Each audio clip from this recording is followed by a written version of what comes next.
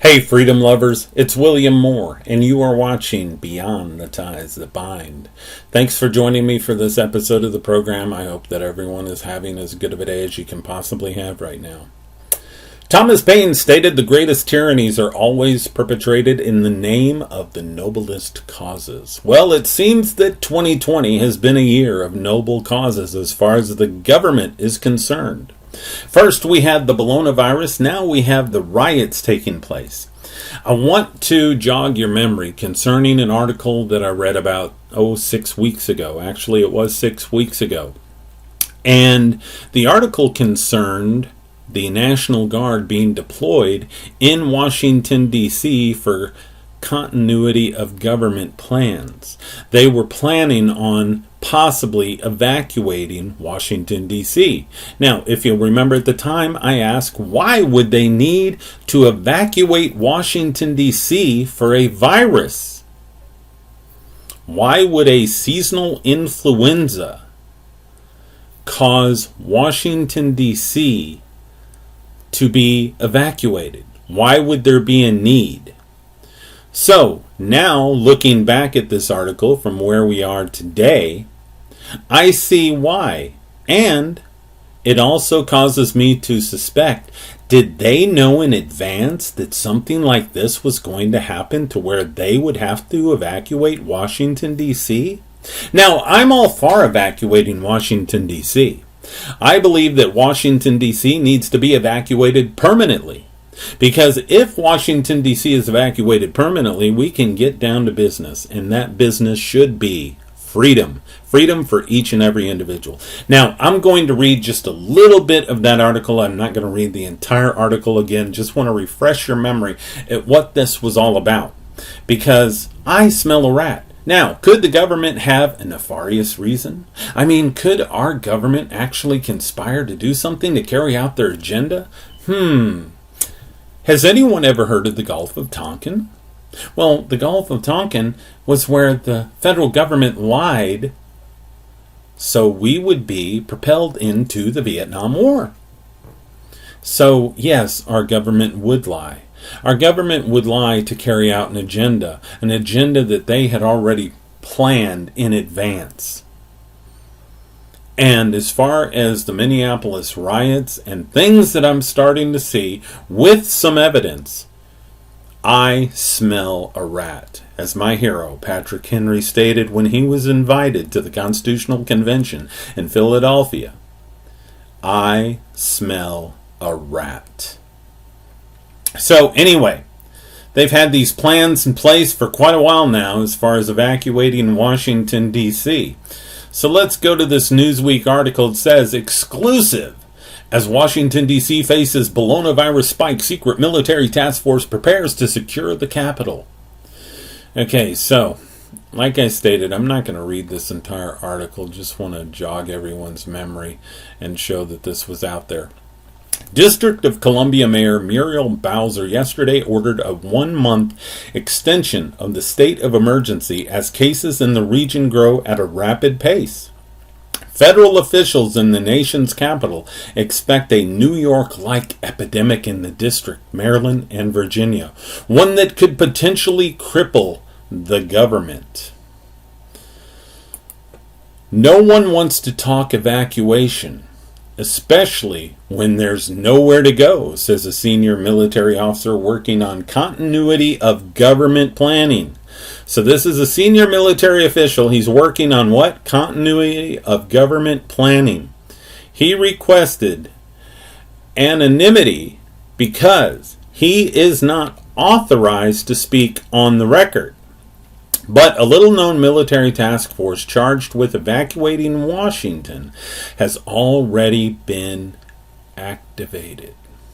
A task force charged with the most sensitive government mission of securing Washington in the face of attackers, foreign and domestic, and if necessary, moving White House and other key government offices to alternate locations.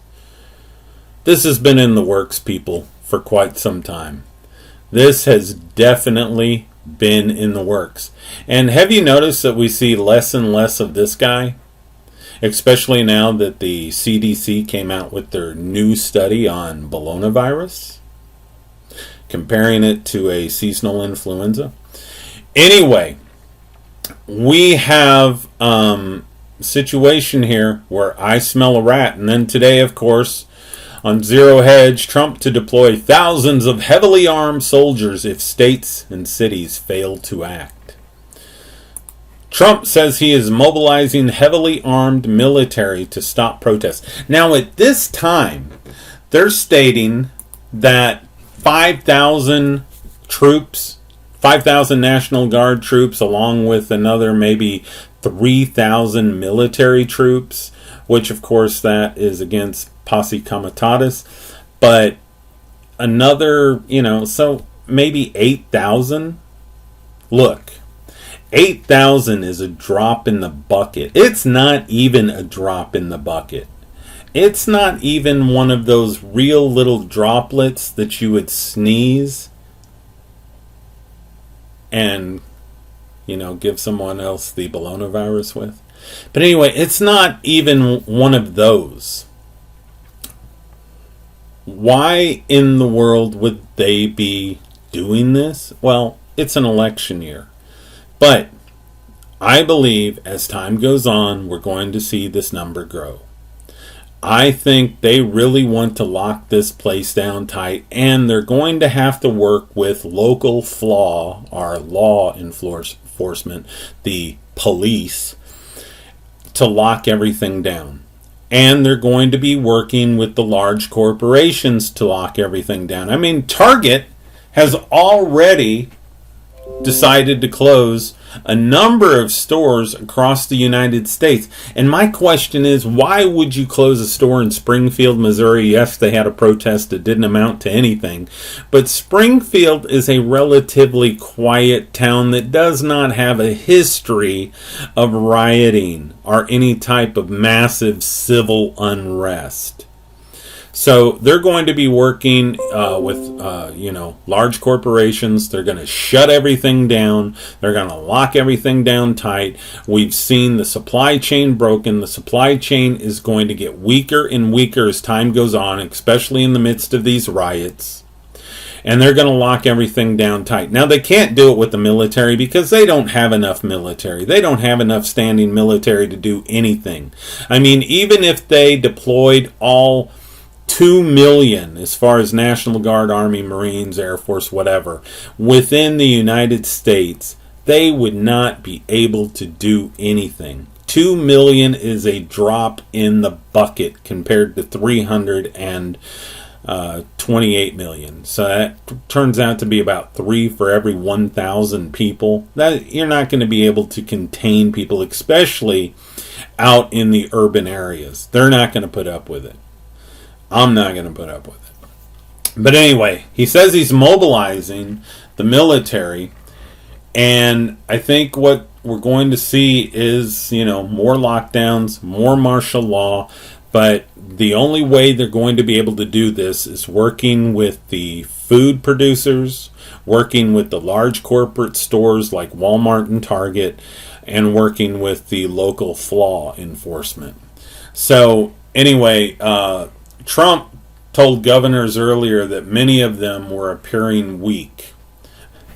Well, I don't know.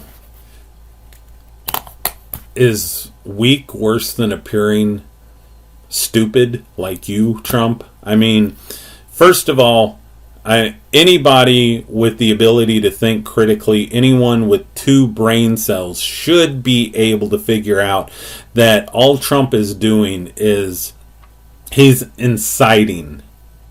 He says some of the dumbest things that any human being could ever say. I believe he was picked for a time such as this, a polarizing figure like this, and of course wearing the R on his jersey. This has all been planned. This is the Rothschild central banking plan to take down America. And you're never going to see a Republican president or a conservative president again, because everybody's going to be, man, remember that dumbass we had last time that we voted for a guy with an R behind his name? But anyway, In a dramatic escalation of national crisis, National Guard troops were deployed near the White House Monday evening, hours after President Donald Trump said he wanted a military show of force against violent protests gripping the country. Shortly after, Trump came to the White House Rose Garden to call himself the law and order president, the flaw and order president, saying domestic terrorism was to blame for the unrest. Yes, domestic terrorism carried out by police departments all across the country for years and years. Because when you have a police department and they're enforcing that law, which was scribbled down on a piece of paper by a legislator somewhere and then passed by the legislature, and then it becomes law, it's just to loot people. And you create a larger criminal class all the time. With every law that you pass, you create more criminals. And that's all the United States government's good for, is creating more criminals, because that's where they make their money, through fines and through fees. So, anyway, like Brian at High Impact Flicks states, our High Impact Vlogs, it's the land of the fee and the home of the slave. I say land of the wussy and the home of the slave. But anyway, he's right there too when he says fee. Anyway, he's going to be the flaw and order president, saying domestic terrorism was to blame for the unrest. As we speak, I am dispatching thousands and thousands of heavily armed soldiers, military personnel, and law enforcement officers to stop the rioting, looting, vandalism, assaults, and the wanton destruction of property, he said. We will end it now. He called on governors to use their National Guard military police units to dominate the streets and threatened to deploy the active duty military if governors failed to use the National Guard more forcefully.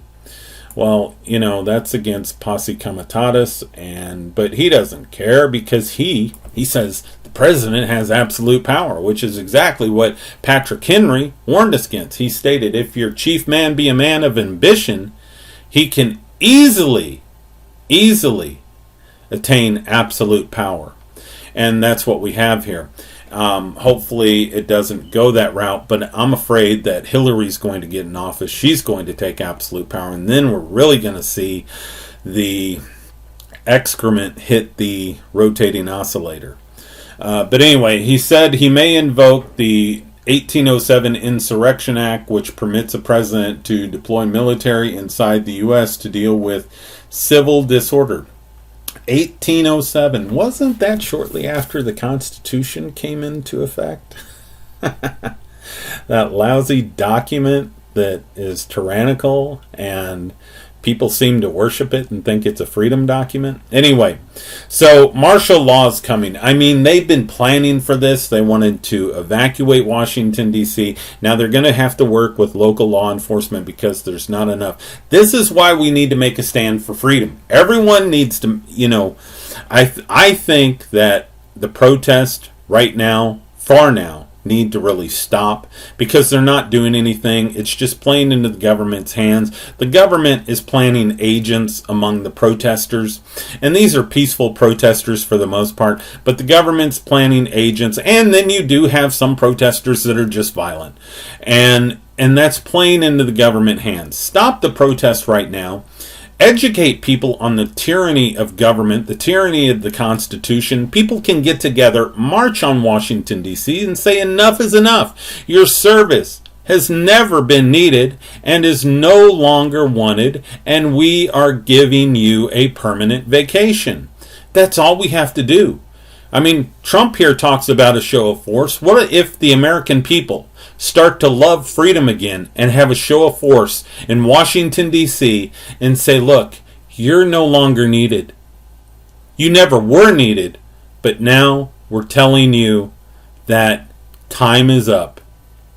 So, because right now, all these protests are doing is playing into the hands of the government, which wants to lock society down completely and wants to make it to where you have to go and beg bread.